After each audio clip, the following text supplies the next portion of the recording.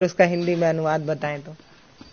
देखिए, जो है हम आपको एक कथा सुनाते हैं श्री रामचरितमानस का। भगवान राम से अगर कोई प्रेम तो सब करते हैं, लेकिन कोई सबसे ज्यादा प्रेम करने वाला है तो वो माता कैकेयी है। लोग तो समझ नहीं पाते हैं, कहते हैं कि वो तो वन में भेज दी थी, वो कैसे प्रेम करती हैं। तो वही सबसे ज्यादा प्रेम करती है। वो वन में भेजी थी तो भगवान राम को दिए हुए वचन को पूरा करने के लिए वो वन में भेजी थी। वही सबसे ज्यादा प्रेम करने वाली। सभी लोग, सभी माताएं अपने बच्चे को दूध भात खिलाती हैं बड़े प्रेम से। वैसे ही एक बार माता कैकेयी भी भगवान राम को अपने गोद में बैठा करके और दूध भात खिला रही थी। भगवान राम एक गिलास खाए, 2 गिलास खाए, 3 गिलास खाए, चौथे में हाथ पकड़ लिए। बोले, माँ, आपने कभी हमसे ये नहीं पूछा कि राम तुमको कुछ चाहिए? तो माता कैकेयी बोली कि अरे पुत्र, अरे राम, तुमको कुछ चाहिए तो जल्दी बोलो, क्या चाहिए? तुमको कुछ चाहिए, जल्दी बोलो। तुम्हें मांगने में देरी हो सकती है, मुझे देने में देरी नहीं हो सकती। भगवान राम बोले, माँ, पहले मेरी कसम खाओ कि जो मैं मांगूंगा वो दोगी। माता कैकेयी बोली, हाँ राम, मैं तेरा कसम खाती हूँ, जो तुम मांगोगे वो हम देंगे तुमको। मांगो, क्या चाहिए? भगवान राम बोले, माँ, लेकिन जो मैं मांगने जा रहा हूँ अगर वो आप दे दोगी तो संसार में कोई भी आपका नाम, अपने बच्ची का नाम नहीं रखेगा। तो कैकेयी माता बोली, मुझे मंजूर है राम, बताओ ना क्या चाहिए।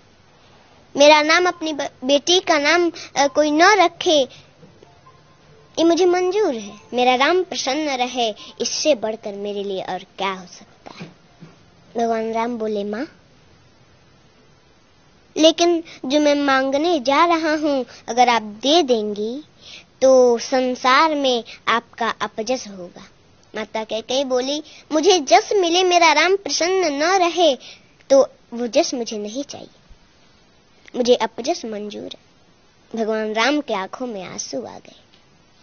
बोले, माँ, लेकिन जो मैं मांगने जा रहा हूँ वो आप दे देंगी ना तो कदाचित आपको वैधव्य जीवन भी देखना पड़ सकता है।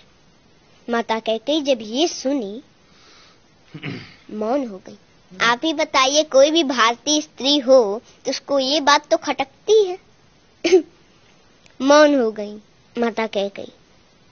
थोड़ी देर मौन रही, फिर कुछ देर के बाद बोली, राम, मुझे कदाचित वैधव्य जीवन ही क्यों ना देखना पड़े, वो भी मुझे मंजूर है।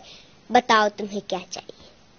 भगवान राम बोले, माँ, एक समय ऐसा आएगा, मेरा विवाह होगा, मैं फिर अयोध्या आऊंगा और उस समय हमारे लिए आपको 14 वर्षों का वनवास मांगना पड़ेगा। जब कैकेयी माता वनवास सुनी तो तुरंत धड़ाम से गिर पड़ी, जमीन पर बेहोश हो गई। भगवान राम ने जल से छींटा मारे तो कुछ देर के बाद होश आया। उठ के बैठी, थोड़ी देर मौन है, फिर बोली, राम, रो रही हैं? बोली, राम, देखो, मुझे अपजस भी मंजूर है, मेरा नाम, अपनी बेटी का नाम संसार में कोई न रखे, ये भी मंजूर है। कदाचित तो ना देखना पड़े, वो भी मुझे मंजूर है, लेकिन मेरा राम मुझसे दूर रहे, ये मुझे कदाचित मंजूर नहीं है। राम, मैं तुम्हारे बिना 1 मिनट नहीं रह पाती। तुमने 14 वर्ष सोच भी कैसे लिया? राम, ये वरदान वापस ले लो, मैं नहीं दूंगी, मैं नहीं दे सकती है वरदान। भगवान राम बोले, माँ, आपको ये वरदान देना होगा क्योंकि आपने हमारी कसम खाई है, और अगर मैं बन नहीं गया तो सरभंग ऋषि की जो है मांस गल चुके हैं, बस हड्डियां बची हैं जो कि अब सूख रही हैं। माता सेवरी, उनको हमारा दर्शन कैसे होगा मां? उनको बन जाना पड़ेगा। उस दिन से माता कैकेयी भगवान राम से थोड़ा हट के रहने का प्रयास करने लगी कि वो समय आए और मेरे दिल के टुकड़े टुकड़े न हो जाएं और मैं राम को दिया हुआ वचन पूरा न कर सकूं, उसको दिया हुआ वरदान पूरा न कर सकूं तो क्या होगा। थोड़ा हट के रहने का प्रयास करने लगी और वो समय आया, वरदान मांगी।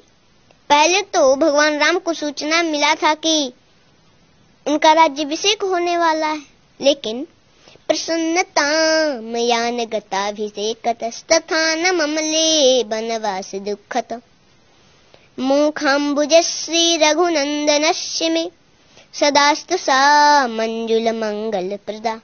जब भगवान राम को ये सूचना मिली कि उनका राज्याभिषेक होने वाला है तो उनके मुख पर प्रसन्नता नहीं थी, लेकिन पुनः उसके अगले दिन उनको सूचना मिल गई कि 14 वर्षों का वनवास मिल गया, तो उनके मुख पर थोड़ा सा उदासी भी नहीं थी।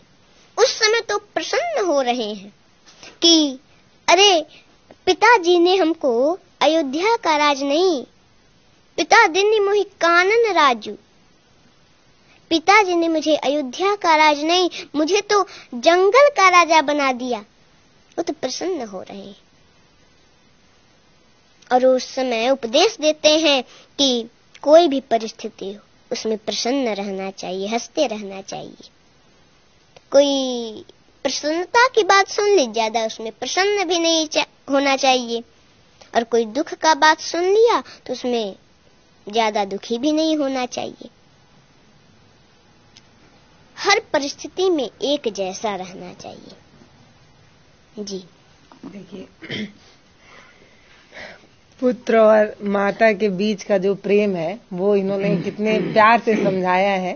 इतना इससे पहले भी कई बार राम कथा सुनी होगी, कई बार आपने मंचों पर सुनी होगी, मैंने भी सुनी है, टीवी में देखा है, कई बार मम्मी के साथ सत्संग जाना हुआ है, लेकिन इतना प्यार से आज तक कभी नहीं सुनी। इतने मधुर आवाज में कहाँ पे ठहराव देना है, कहाँ पर पिच गिराना है कि आप उस वाक्य से जुड़ पाए, कहाँ पर पिच उठाकर हाई बोलना है, ये एक कला है।